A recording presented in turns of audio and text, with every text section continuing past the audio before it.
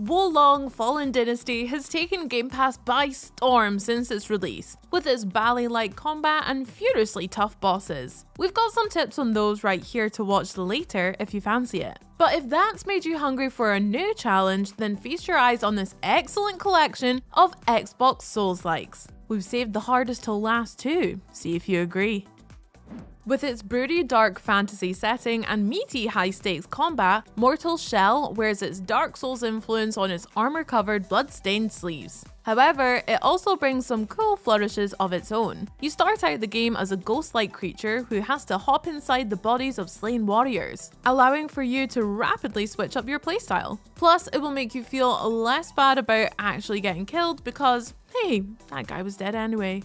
And talking of cool flourishes, don't forget its special unique mechanic, Bex, and that's the Harden ability. This allows you to absorb any blow with pretty much no damage at all taken, so no shield is going to be needed. Use this wisely though, or you're going to be open to the most devastating of truly devastating brutal blows, my dudes. You'll also find the enhanced edition of Mortal Shell on both Xbox and PC Game Pass, which gives the game a beautiful 60 frames per second at 40K resolution, meaning that yes, you can enjoy its delightfully dreary world with ultra high quality textures and in as high a definition as your TV could possibly handle. Sometimes though, it's important not to overthink these things, and this one has Souls right there in the title, hence why I'm talking about it. Eldest Souls cuts straight to the chase by delivering a Souls-like game that's basically nothing but boss battles, if that's something you're a fan of. It puts a massive sword in your hands, an even bigger bad guy in front of you, and leaves you to it, safe in the knowledge that there are 9 more terrifying tyrants for you to take on if you should somehow make it through this first encounter alive. And while it might look slightly different to how you imagine them, this is a Souls game in its purest form. An all-killer, no-filler action RPG that promises epic grudge matches with no waiting. And it has been optimized for Xbox Series X and S to provide you with a 60 FPS frame rate to help you fight for your life.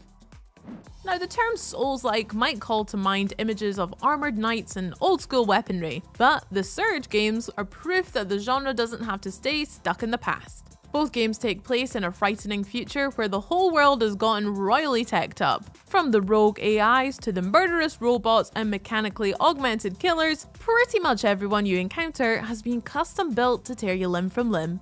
I mean, it sounds charming, I guess. The good news is though, you have a highly upgradable exoskeleton of your own, allowing you to engage in clattering metal on metal battles and then recycle the bits and gubbins from your fallen foes to make you even deadlier. Lords of the Fallen, however, takes us to another dark fantasy world where gods and men just do not seem to be able to get along. That old kettle of fish. Humanity's last hope rests with an immortal outcast who ventures forth into the shadows to take on armies of evil and the towering lords themselves. It's, I guess, a tall order to say the least, but if you master the game's crunchy combat system and learn how to harness the powerful magic that exists in this world, well, Bex, you might just make it. You just can't keep a good Souls-like down, so Lords of the Fallen is going to be returning with a sequel later this year for Xbox Series X, S and PC, named The Lords of the Fallen. With all that next-gen power at its command, expect those lords to fall harder than ever if they don't get you first.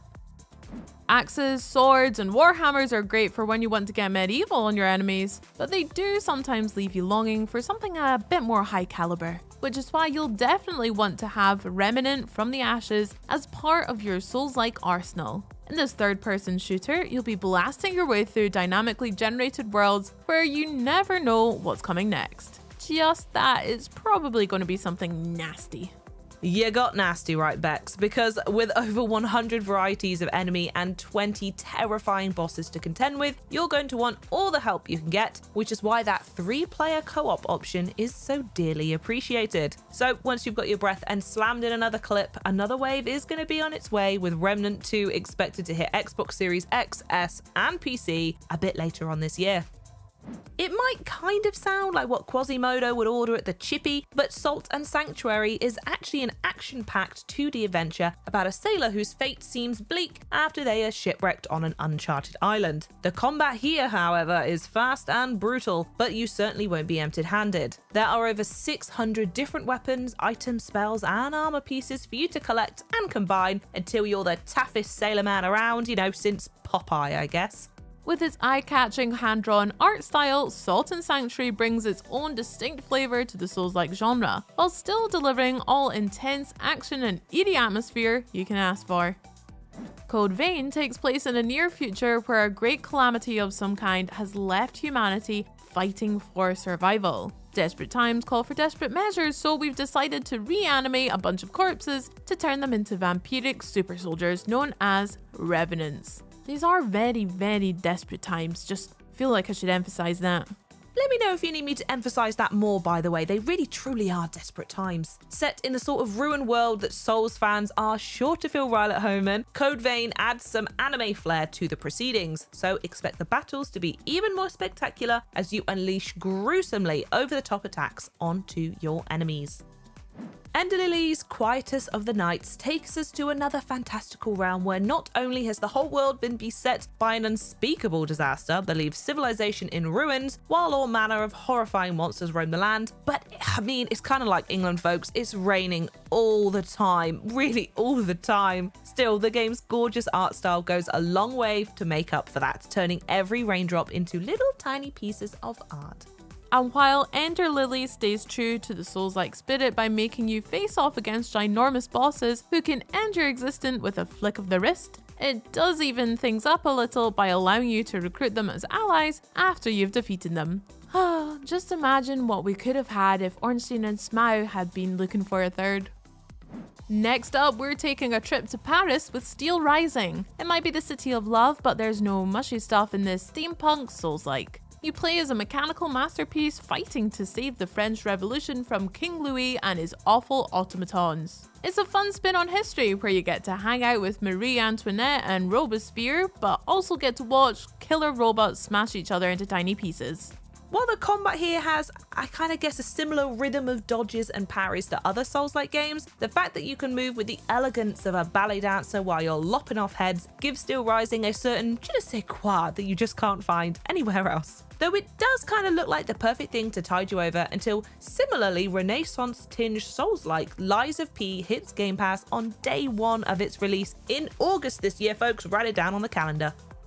After all of these fallen kingdoms and bleak dystopias, I don't know about you, but Tunic's vibrant world makes for a nice change of scenery. But I'm so sorry, don't let the lush colours and cuddly characters fool you, no matter how nice they look in 4K on the Xbox Series X, because this game packs as mean a punch as any other Souls-like on this list so far. The combat is simple but punishing, forcing you to use the limited tools at your little fox's disposal if you don't want to find yourself losing your stuff and respawning at the last altar you found. Naturally, there are plenty of suitably humongous bosses for you to take on too.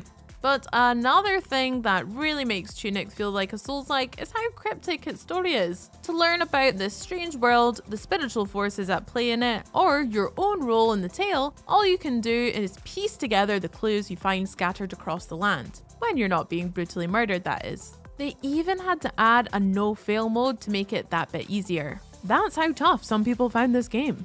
Not me though, I've beaten Dark Souls. A sumptuous spin on the Souls-like genre, Tunic is available now on Xbox and PC Game Pass.